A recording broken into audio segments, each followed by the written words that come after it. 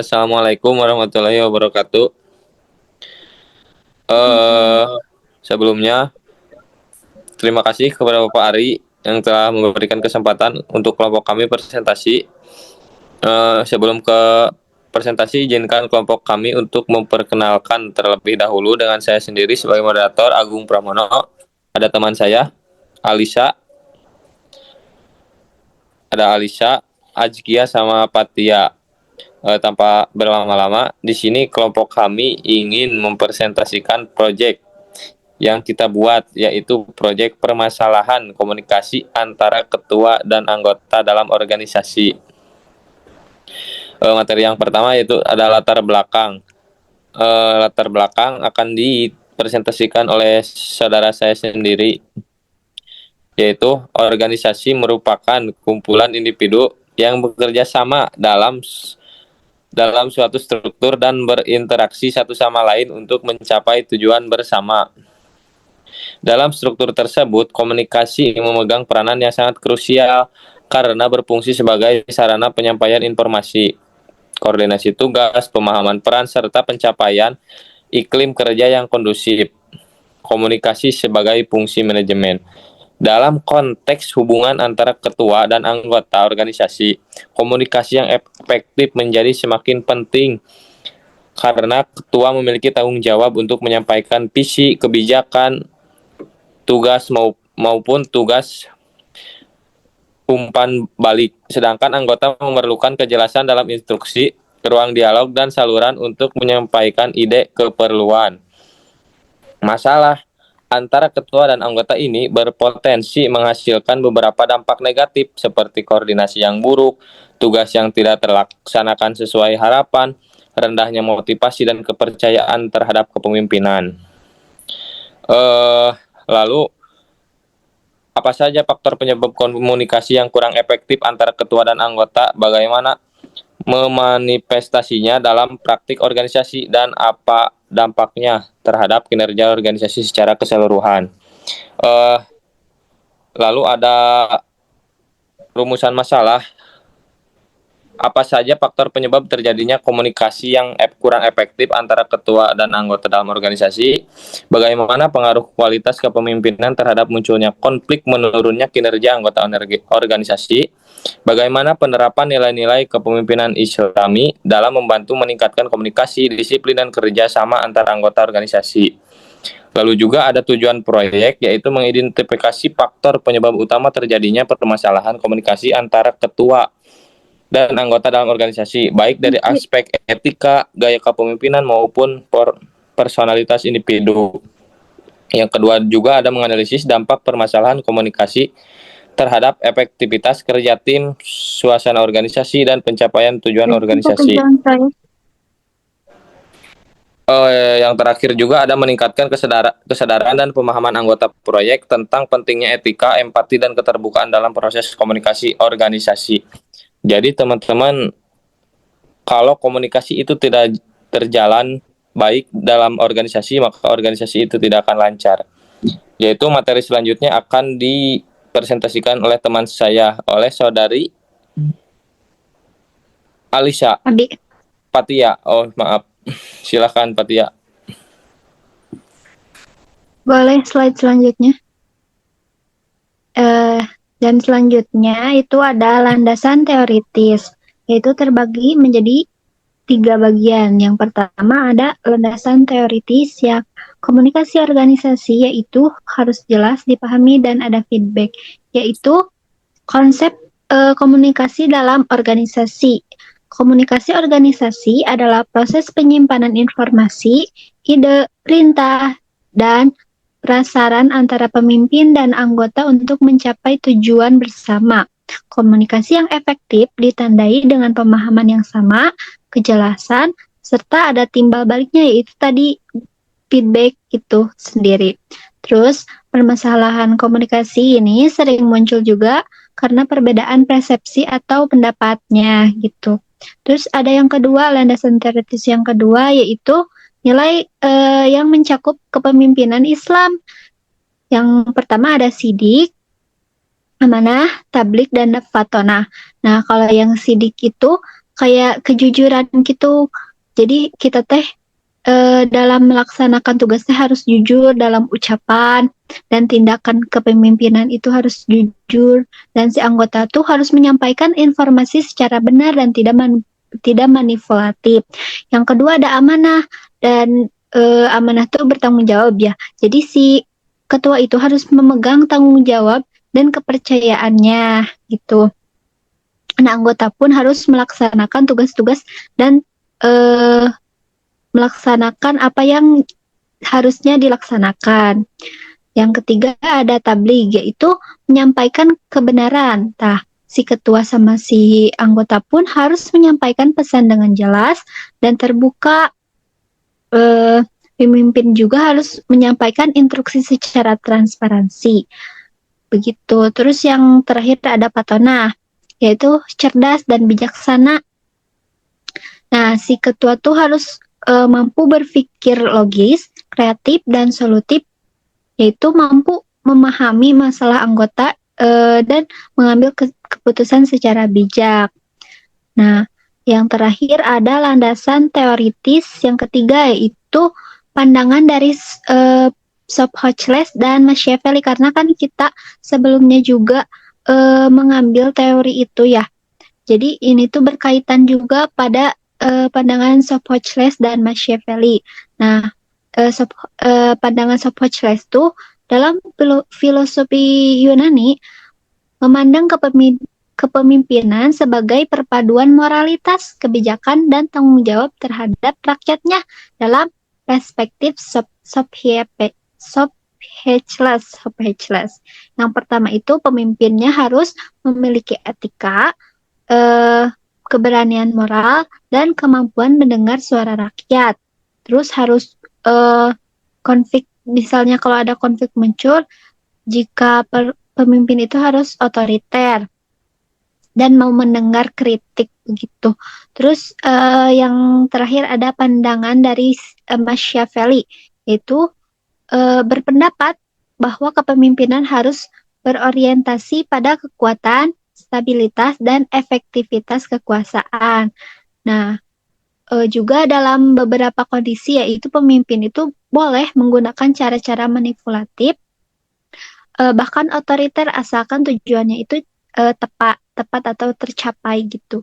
Dan ia juga mencetuskan prinsip terkenal, yaitu lebih baik ditakuti daripada dicintai, jika tidak bisa keduanya begitu. Boleh dilanjut, Azkia.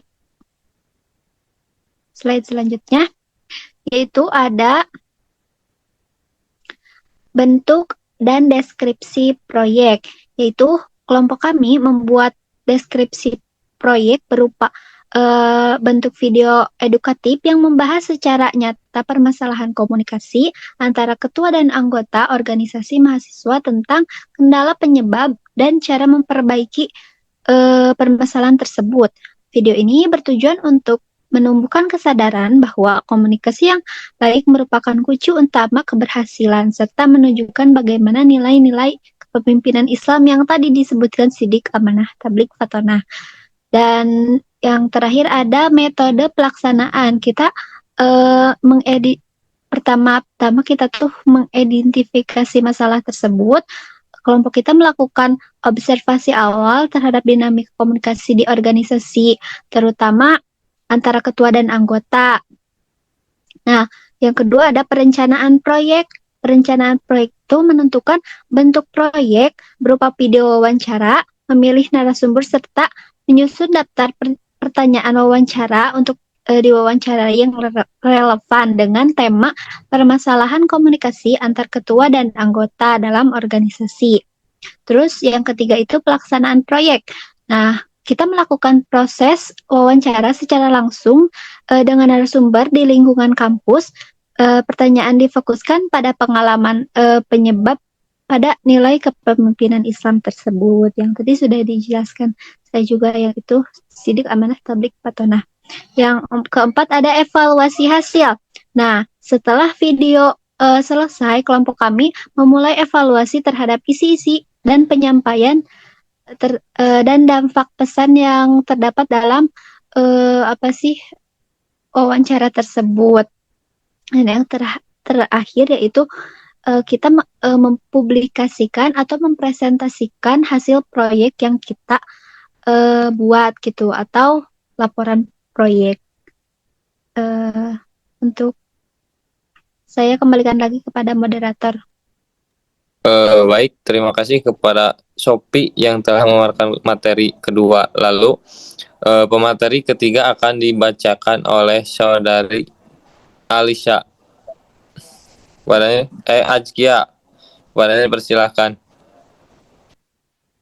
Baik, untuk jadwal pelaksanaan, minggu pertama itu ada identifikasi masalah, yaitu mengamati dan menemukan masalah komunikasi antar ketua dan anggota.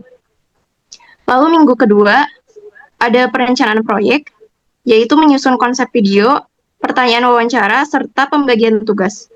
Lalu minggu ketiga sampai ke-6, itu ada pelaksanaan, yaitu melakukan wawancara, pengambilan gambar, dan pembuatan video edukasi.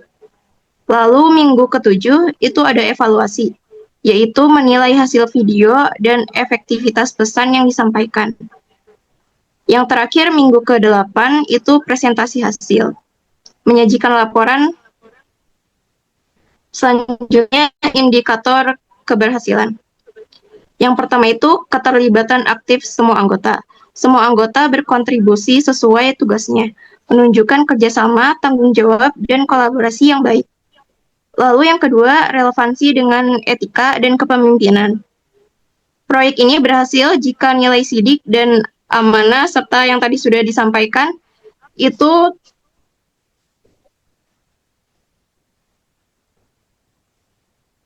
sesuai dengan tujuan.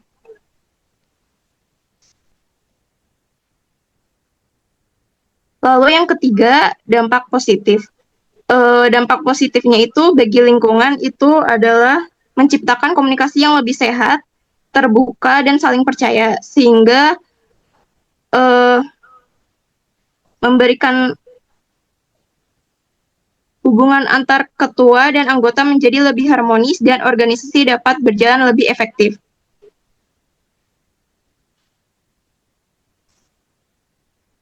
Selanjutnya, saya kembalikan kepada moderator. Baik ya, materi terakhir akan dipresentasikan oleh saudara Alisha. Kepadanya persilahkan. Baik, untuk selanjutnya yaitu ada pembahasan. Yang pertama ada nilai. Di sini yang pertama ada transparansi. Transparansi itu yaitu keterbukaan dalam memberikan akses informasi yang jelas, jujur dan mudah dipahami kepada pihak yang berkepentingan. Jadi kalau diibaratkan ke dalam contoh, contohnya itu kan di organisasi ada ketua dan anggota. Nah, si ketua kalau mau menyampaikan informasi kepada anggota harus transparansi, harus jelas biar si anggotanya memahami apa yang disampaikan oleh si ketuanya. Yang kedua ada keterbukaan.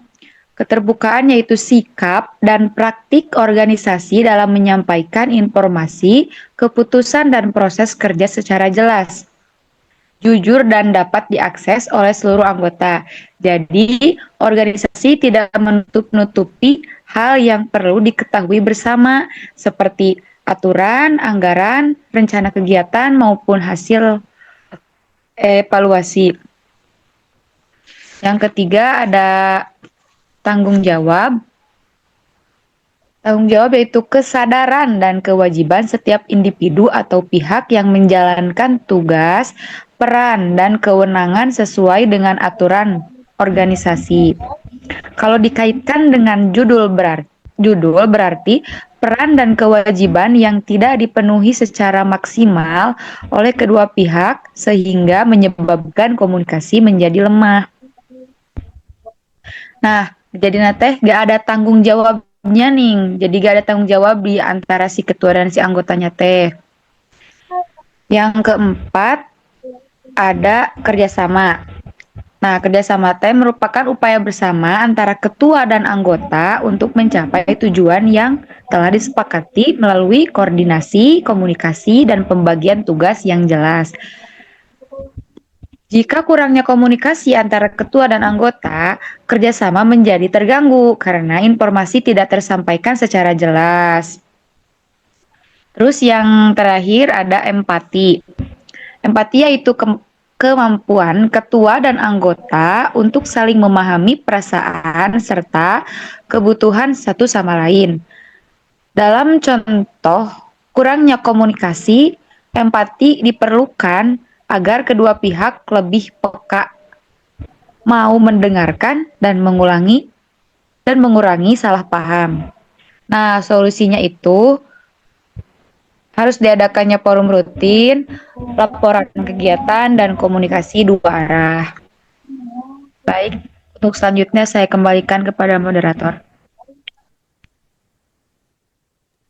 Baik, sebelum ditutup, di sini saya menyampaikan kesimpulan terlebih dahulu ya dari proyek yang kelompok kita buat, yaitu permasalahan komunikasi antara ketua dan anggota organisasi dapat diatasi melalui peningkatan keterbukaan, penyediaan ruang diskusi rutin, serta penerapan nilai-nilai komunikasi yang efektif.